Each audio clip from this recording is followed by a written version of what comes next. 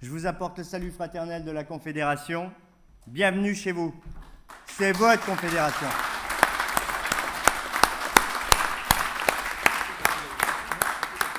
C'est vrai que c'est une première, le meeting de rentrée FO Défense, ici à la Confédération. Dans cette salle, comme l'a dit Valérie tout à l'heure, la salle Léon Jouot, le seul syndicaliste français prix Nobel de la paix, mes camarades. Pour FO Défense, ça a un sens. Et puis, Valérie l'a dit, seule confédération libre et indépendante. Quelles que soient les élections politiques, nous n'appelons jamais à voter pour l'un ou contre l'autre. On me demande mon avis depuis l'année dernière, hier. Qu'est-ce que vous pensez du vote de confiance et du départ de Bayrou?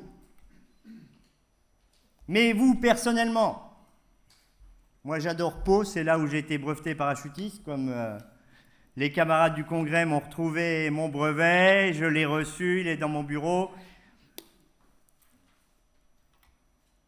Mais Bayrou ou pas, ou Barnier, ou Attal avant lui, c'est la politique qu'il mène. L'homme, assis dans le fauteuil à la tête de l'exécutif, n'a peu d'importance pour nous. Ça vole très très bas.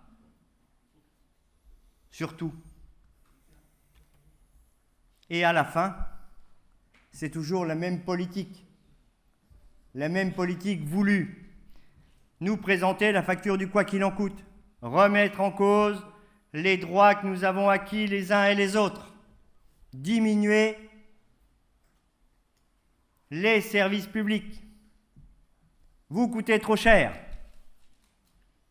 À chaque crise, quelle qu'elle soit, le président de la République met en avant nos services publics, met en avant notre protection sociale collective. Et ils expliquent qu'on s'en sort mieux que nos voisins, y compris européens, parce que nous avons tout ça. Une fois les crises passées, quand ils ne regardent les choses que sous le volet économique, vous êtes devenus un coût et plus une richesse. C'est pour ça qu'on va continuer, au titre de la liberté et de l'indépendance, de défendre la fonction publique sur ces trois versants et les services publics de proximité, ce que vous êtes, mes camarades. La cohésion sociale de la République, c'est vous.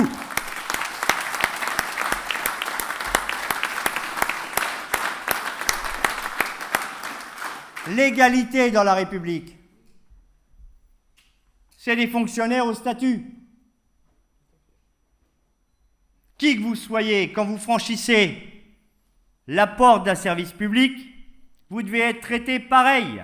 C'est ça l'égalité dans la République. C'est la même chose sur notre protection sociale collective. Quand il nous arrive un accident ou que nous sommes malades, la seule carte que l'on nous demande, c'est notre carte de sécu. On ne nous demande pas la couleur de notre carte bleue. Pas encore. Et puis, la responsabilité de la dette. Parce que la pédagogie étant l'art de la répétition, c'est 3 000 milliards de dettes. Alors hier, c'était 3 415, a dit François Bayrou. Ce n'est pas un problème de dépenses. Toutes les dépenses sont connues. C'est un problème de recettes. Et le consentement à l'impôt. La justice fiscale et la justice sociale, pas la politique d'austérité. Les politiques d'austérité, celles qui nous ont annoncées le 15 juillet, les 44 milliards. Alors les 2 jours fériés, apparemment, c'était pour vous. Mais on n'est pas d'accord de donner 2 jours fériés. En même temps, en termes de déclaration politique, je savais que les Béarnais n'étaient pas super malins, mais celui-là, il est... Attention, t'as pas loin. Oui, mais enfin, ils ne vont pas faire cause commune avec le maire de Pau. Je ne le crois pas. Mais commencez par dire, on va supprimer 2 jours fériés. D'accord. On commence par le 8 mai. Avec tout ce que ça a comme résonance intellectuelle, philosophique et autres. C'est sûr qu'on veut prendre une cartouche. Et après, on nous raconte qu'il y a trop de jours fériés. Alors je suis interrogé à la presse. On a 2 jours fériés de plus que les Allemands. J'ai dit à la télévision, vous comprendrez bien que le 8 mai et le 11 novembre, ça ne peut pas être fête nationale en Allemagne.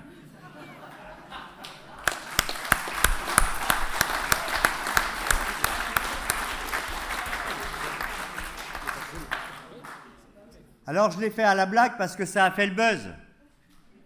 Mais quelque part, c'est factuel. Pour autant, les 2 jours fériés, c'était juste l'arbre qui cachait la forêt, le chiffon rouge. S'il avait eu un accord sur son vote de confiance, il faisait sauter les jours fériés. Mais c'est tout ce qu'il y a derrière, mes camarades. Les jours de carence. De 3, ils en mettraient 2 d'ordre public, le 3e en jour de carence, et après on passerait jusqu'au 7e jour, carence pour la Sécu. 72% des travailleurs du privé ont la subrogation, maintien total du salaire pendant leur arrêt maladie. Eh bien là, on passerait au 7e jour avant que la Sécu reprenne la main. Et certains intellectuels, dans des ministères, nous expliquent que c'est pour éviter les gueules de bois du lundi matin. Des gueules de bois qui durent 7 jours.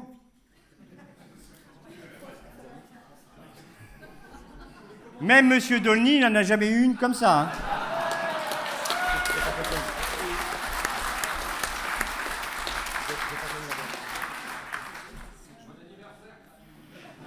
Eh bien, vous voyez ça. Alors, il explique que c'était que pour le privé. Mais dans les discussions que nous avons eues avec Christian, c'est comme si les jours de carence étaient passés en décembre avec Barnier. 6 mois plus tard, le patronat aurait demandé la même chose pour le privé. Et si ça passait dans le privé, 6 mois plus tard, le patron de la fonction publique aurait demandé la même chose pour le public, au titre de l'égalité. Oui, parce que l'égalité, elle s'applique, surtout quand ils veulent nous enlever les droits. Quand il y a un décalage de droits supplémentaires, la légalité ne peut pas s'appliquer pour eux. Donc il y avait ça, le doublement des franchises. Contrairement à ce qu'il expliquait la semaine dernière ou la semaine d'avant dans la presse, en expliquant que d'abord on parlait du constat, et après les mesures on verrait ça plus tard. Eh bien dans le même temps, à tous les conseils d'administration de la Sécu, notamment de l'assurance maladie, à l'ordre du jour, il y avait doublement des franchises médicales. Et le doublement des franchises médicales est passé vendredi dernier, contre l'avis des organisations syndicales de salariés et d'une organisation patronale. Et là, on a fait un communiqué expliquant que le Premier ministre mentait. Et donc, dans la presse, il a expliqué que hier, donc lundi, il ne publierait pas les décrets. Mais si demain matin, il y a un nouveau Premier ministre, il a juste à publier les décrets. C'est comme sur la lettre de cadrage sur l'assurance chômage. Le gouvernement tombe, mais la lettre de cadrage existe toujours. Et donc là, on va aller faire un recours devant le Conseil d'État sur déloyauté. L'année dernière, nous avons négocié sur l'assurance chômage. On a une convention, elle est quadriennale. Donc pour les 4 prochaines années, C'est écrit. Comment ça se passe pour les demandeurs d'emploi, quand vous rentrez, quand vous sortez, combien vous êtes indemnisé. Tout ça, on l'a écrit. Mais quelques mois plus tard, ils nous demandent de nous remettre autour de la table. Et pour les salariés, les partis politiques, tout le monde ne voit que les jours fériés. Il y a tout ce qu'il y a derrière, mes camarades. Y compris ce que vous avez mis en place il y a peu de temps dans la fonction publique, les ruptures conventionnelles. Eh bien, les ruptures conventionnelles dans la fonction publique, après la période d'évaluation, et Christian en parlera peut-être tout à l'heure, elles vont devenir normalisées. Alors que dans le privé, on nous explique que si vous êtes un salarié et que vous demandez une rupture conventionnelle, la rupture conventionnelle, je rappelle, depuis 2008, c'est en gros le divorce à l'amiable. C'est ce qu'on avait jusqu'en 1995, rupture d'un commun accord qui donnait des droits aux uns et qui évitait que les autres se fassent attaquer devant la justice. Eh bien, la rupture conventionnelle, si elle est à la demande d'un salarié, elle ne sera plus aussi valable qu'avant. Il faut qu'on renégocie. Ils appellent ça un abus d'émission. Par contre, si c'est proposé par l'entreprise, y compris les ruptures conventionnelles collectives, là, elles seront de plein droit. Donc, comme quoi, encore une fois, la facture du quoi qu'il en coûte, il la présente aux mêmes, c'est-à-dire aux travailleurs. Et puis, dans le même temps, parce qu'ils ont une vraie logique, une vraie ligne politique, aujourd'hui, quand vous voulez contester votre licenciement, le délai, c'est 12 mois. Ordonnance Macron. Avant, c'était 3 ans. Il a divisé par 3. Eh bien, dans le document d'orientation qu'il nous propose, c'est de diviser par 2, voire par 3, le délai de recours pour aller devant le Conseil de prud'homme, mes camarades. Donc, vous voyez encore une fois la même logique politique, présenter la facture aux travailleurs. Parce qu'en 2017, alors après il y a eu crise, il y a eu Covid et tout cela, mais notre protection sociale collective, elle est à l'équilibre. En 2023, avec l'inflation, les augmentations de salaire, les négociations, notre système de retraite par répartition, il est excédentaire. En 2024, il est à l'équilibre. En 2025, il va être à l'équilibre. Pourquoi ? Parce que dans les boîtes, on a négocié sur les salaires parce qu'il y avait de l'inflation. Et à chaque fois, on a fait faire aussi des clauses de revoyure. Et à chaque fois qu'on augmente les salaires, il y a les cotisations. Cotisation salariale, cotisation patronale, le salaire différé. Là où ça pêche, allègements généraux de cotisations pour les entreprises sans aucune conditionnalité. Aucune. Jusqu'à 1,6 SMIC, vous payez vos cotisations, votre différence entre le brut et le net, votre salaire différé. L'employeur les encaisse, il ne vous verse que le net, mais lui, il est allégé complètement jusqu'à 1,6 SMIC. Et tant que ce sera comme ça, mais il n'a aucune raison d'augmenter. Si vous passez au-delà de 1,6, il aura des allègements de cotisation à hauteur de 80% et après c'est dégressif. Donc, paupérisation des travailleurs, et puis, moins on est payé, plus les fins de mois sont difficiles, et pour préserver sa famille, payer son loyer, rembourser son crédit de bagnole et tout cela, on se révolte un petit peu moins, on se mobilise un petit peu moins. C'est ça l'idée.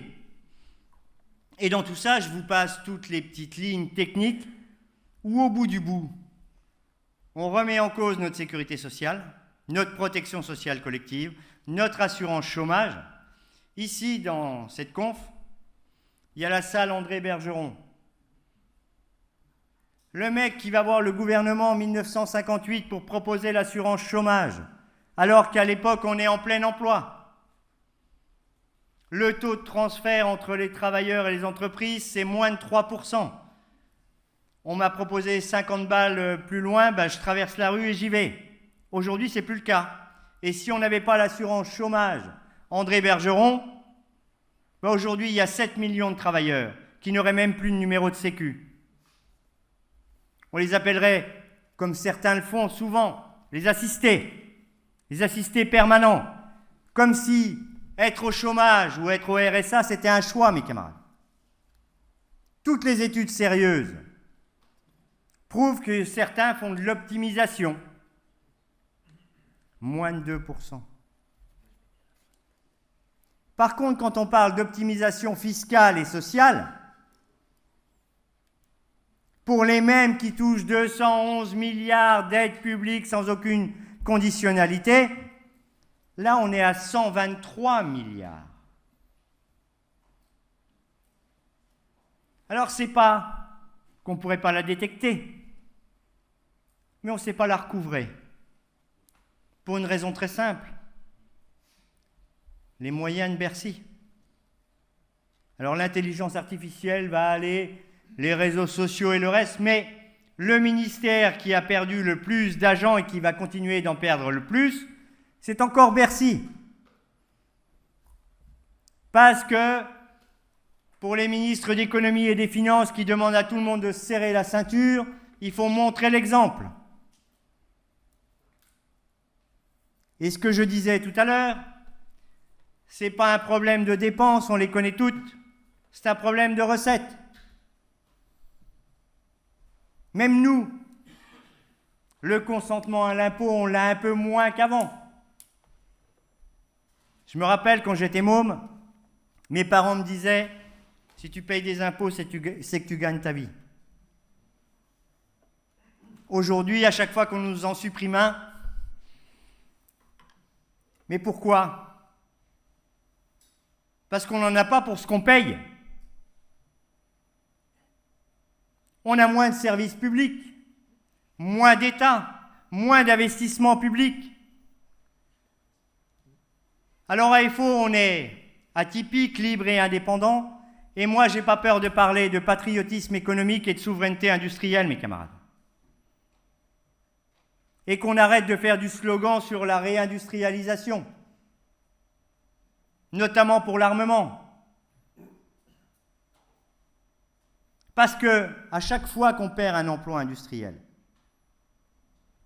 on perd 4 emplois induits. Les 3 premiers dans le service, les sous-traitants, les co-traitants, le commerce, et le 4e emploi, c'est un emploi de la fonction publique. Parce que quand une usine ferme, quelle qu'elle soit, ben à terme, on ferme le trésor public, moins de postes,